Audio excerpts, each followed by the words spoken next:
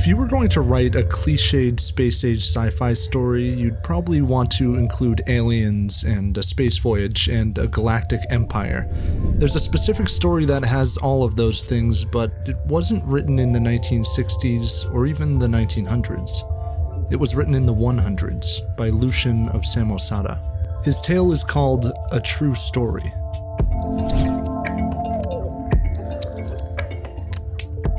In the name of exploration, Lucian sails out of the Mediterranean with a crew of 50 men, but soon a storm knocks them off course. They wash up on a faraway island where rivers flow with rich wine. The crew encounters half-tree women who seduce and trap two of Lucian's crew, transforming them into tree men. Lucian and the others flee in terror.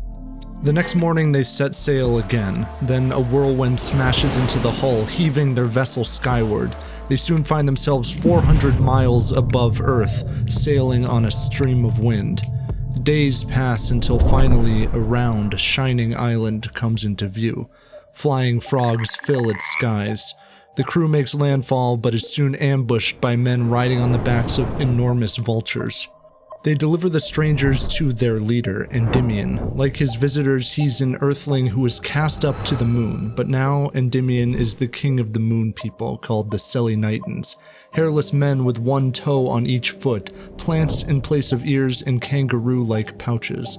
Lucian has come at a bad time. Endymion wants the rights to colonize the planet Venus, but the Heliotans, aliens from the sun, have blocked him. They want the planet for themselves. The solution is obvious to Endymion.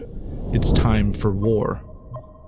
Lucian and his crew prepare for battle and join the ranks of 100,000 fighting for the moon. Allies from across the galaxy join the fight. The Silotoxtan troops have journeyed on enormous fleas from the Bear Star. Giant spiders then spin a web bridge to Venus. There the Heliotans wait, mounted on giant gnats and flying ants. But the moon soldiers are fierce and the blood of the Heliotans rains down to Earth, staining clouds red. Then comes the counterattack, a stampede of flying centaurs. They overrun the Selenitans and cut down Endymion's great birds. Lucian and two of his crew are taken prisoner inside of the sun. After a stalemate, the two kingdoms settle on a peace treaty that ensures the Selenitans should leave other stars at liberty and raise no war against the Heliotans. The treaty also establishes a shared colony on Venus. Lucian is set free and meets back with his crew on the moon. There he wanders around the king's court for a bit. He observes a piece of seemingly advanced surveillance technology. A mighty great glass lying upon the top of a pit of no great depth, whereunto if any man descend, he shall hear everything that is spoken upon the earth. If he but look into the glass, he shall see all cities and all nations as well as if he were among them. Lucian leaves the moon, sailing again on the winds of the sky, and discovers a city called Lycnopolis, the city of lamps. He sees no people, only lamps floating through the marketplace and harbor. Each one has its own name and speaks. They belong to the people of Earth, and fly here each night to report to the governor of Lycnopolis. The lamps notice Lucian and invite the crew to feast with them, but Lucian declines, writing that we were so fearful that we durst neither eat nor sleep as long as we were there. Lucian does, however, recognize his own lamp, who gives him an update on the latest affairs of his household. From here, the story takes a turn. Lucian's ship falls back down to Earth, and he and his crew are promptly swallowed by a whale. In its belly, they find forests, kingdoms, and thousands of nations at war. That is the end of Book 1. In Book 2, they escape the whale and venture to a number of mythical lands. But it's Book 1 and the episode in space that has truly added to the legacy of this work. Debate about whether that first book is really science fiction sometimes centers around the fact that it isn't sincere fiction, it's satire. Lucian's over-the-top tale, satirically called A True Story, intentionally mocks the traditions of authors like Homer, who passed off myths and legends as truth. But in other respects, the book seems decidedly like science fiction. Sci-fi always exists just around the borders of contemporary science. Frankenstein imagined that a truly learned man could artificially create life. Blade Runner looks at a future in which computers become virtually indistinguishable from humans. The science used in sci-fi often later proves to be flawed. Space in Lucian's story is just an extension of the sky, with oxygen and strong gravity.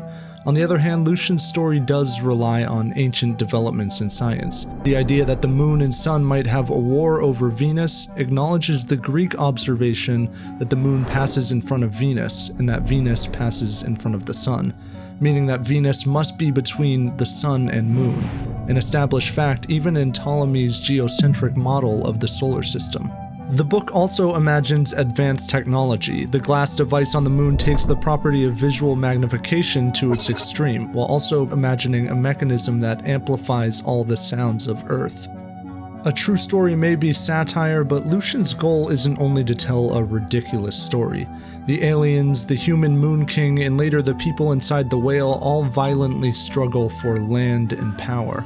Perhaps Lucian suggests this desire, the same one that drove the expansion of the Roman Empire in his day, is unavoidable, a natural instinct present everywhere from the belly of a whale to the far-off corners of space. There are more subtle messages too. Classicist Sonia Sabnis argues that the City of Lamps episode is a layered commentary on Roman slavery. Aristotle had advanced this idea that slaves were essentially animated domestic tools for their masters, less intelligent people made to be owned. Here, Lucian inverts this. He turns a household item, a lamp, into a living, intelligent being with a name, capable of exchanging private knowledge about its household, participating in the marketplace, and forming an underground society, just as slaves did. It's telling that Lucian and his crew aren't at all afraid of the moon aliens, but are horrified at this realization that their lamps, or slaves, could be fully rational beings. How terrifying would it be for the Roman Empire to lose its justification for mass enslavement? It's this kind of depth tucked into a story with aliens and interplanetary empires that makes this text a venerable work of science fiction. Look deeper and you'll see the story isn't about aliens or space. It's about us. So let us know what your favorite sci-fi movie/book is. If you like this video, please make sure to subscribe and hit that notification bell, and consider donating to our Patreon account.